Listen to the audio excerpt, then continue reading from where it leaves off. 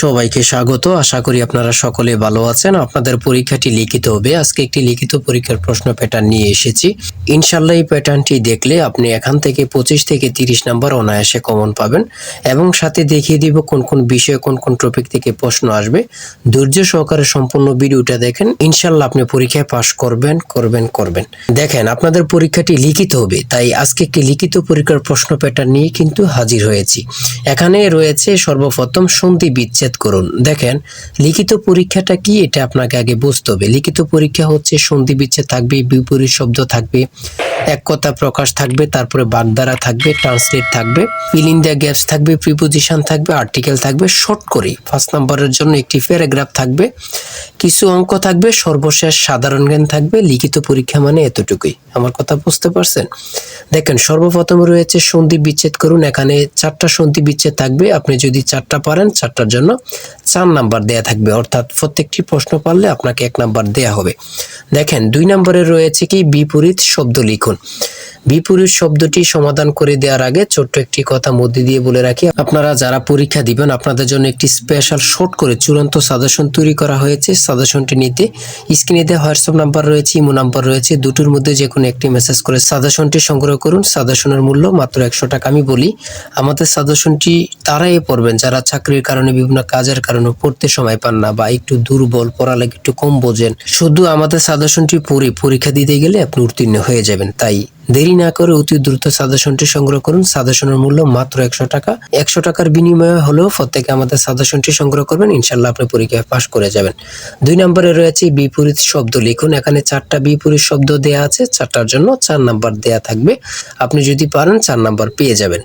তারপরে 3 নম্বরে রয়েছে এক কথায় প্রকাশ করুন। এখানে 4টি এক কথায় প্রকাশ দেয়া আছে, 4টার জন্য 4 নাম্বার।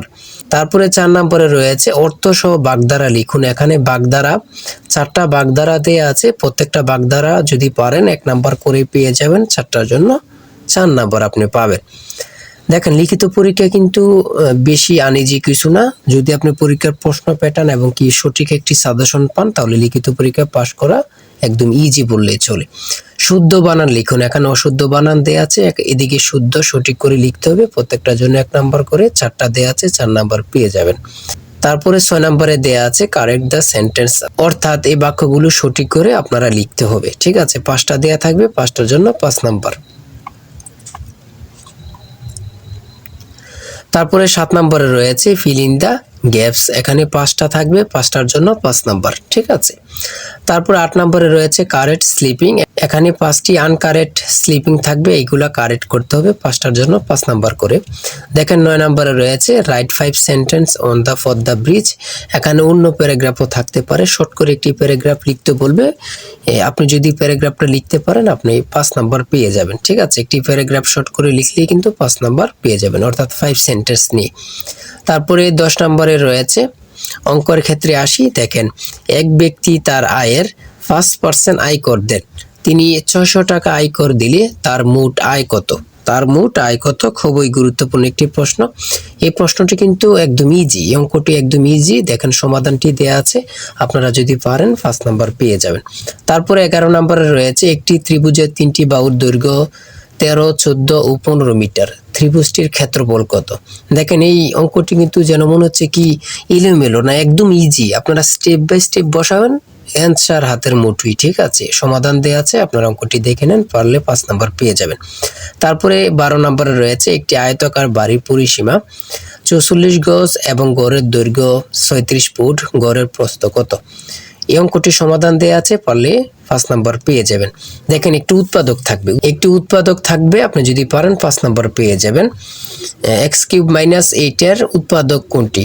একদম ইজি কিন্তু প্রশ্নটি, এতটুকুই কিন্তু। তারপরে কি রয়েছে আমরা দেখি। তারপরে রয়েছে একটি স্কুলে ডিল করার সময় 8, 10 এবং 15 সারিতে সাজানো হয়, তবে অথবা ওই স্কুলে ন্যূনতম কতজন ছাত্র রয়েছে? এইগুলো যদি আপনি লসাগু করেন, লসাগু করলেই কিন্তু মানটা বের হয়ে যাবে, 120। সঠিক উত্তর চলে আসলো। তারপরে রয়েছে সাধারণ জ্ঞান, লাস্টে দিয়ে রয়েছে 71-এর ডায়েরি কে লিখেছেন। 14 নম্বরে রয়েছে 71-এর ডায়েরি কে লিখেছেন। কত পরীক্ষা যে আসছে আল্লাহ ছাড়া কেউ জানে না। সুপিয়া কামাল। সড়ক পরিবহন ও সেতু মন্ত্রণালয়ের ইংরেজি নাম কি? Ministry of road transport and bridge. তারপরে রয়েছে 16 নম্বরে রয়েছে ছন্দের কবি কে, খুবই গুরুত্বপূর্ণ, সত্যেন্দ্রনাথ দত্ত। তারপরে 17 নম্বরে রয়েছে আন্তর্জাতিক মাতৃভাষা দিবস কবে থেকে পালিত হয়, 2000 সাল থেকে, গুরুত্বপূর্ণ প্রশ্ন উত্তর। 18 নম্বরে রয়েছে পূর্ণরূপ লিখুন। এখানে 3টা পূর্ণরূপ দেওয়া আছে, 4টা পূর্ণরূপ থাকতে পারে, 5টা পূর্ণরূপ থাকতে পারে, 5টা পূর্ণরূপ থাকতে পারে, কিন্তু পূর্ণরূপ থেকে থাকবে 2 থেকে 3 নাম্বার অবশ্যই থাকবে। এই পূর্ণরূপগুলো আপনারা দেখে নেন। তারপরে সর্বশেষ 19 নম্বরে রয়েছে বাংলা নববর্ষ বিষয়ে 6টি বাক্য লিখুন। দেখেন, আপনারা অনেকে মনে করতেছেন নববর্ষ সম্পর্কে তো আমরা বানিয়ে লিখতে পারবো। লিখিত পরীক্ষায় কখনো বানিয়ে লিখবেন না, অযথায় কোনো কথা লিখবেন না, ঠিক আছে? হয়তো কোনো কথা লিখবেন না, যে মূল কথাগুলো লিখবেন, ইনশাআল্লাহ আপনি পরীক্ষায় পাশ করে আসতে পারবেন। লিখিত পরীক্ষা মানে এতটুকুই, ঠিক আছে? যারা আমাদের সাজেশনটি সংগ্রহ করতে চান, স্ক্রিনে দেওয়া হোয়াটসঅ্যাপ নাম্বার রয়েছে, ইমো নাম্বার রয়েছে, দ্রুত সাজেশনটি সংগ্রহ করে ফেলুন। ইনশাআল্লাহ আমাদের সাজেশনটি পড়ে পরীক্ষা দিতে গেলে আপনি পাস হয়ে যাবেন। আর বিশেষ করে বলে রাখি, আমাদের চ্যানেলটি সাবস্ক্রাইব ও পেজটি ফলো দিয়ে রাখলে পরীক্ষার প্রশ্ন সমাধান, পরীক্ষার রেজাল্ট সকল কিছু সবার আগে পেয়ে যাবেন। তাই সবাই ভালো থাকবেন, সুস্থ থাকবেন। আজকের ভিডিও এই পর্যন্ত। আল্লাহ হাফেজ।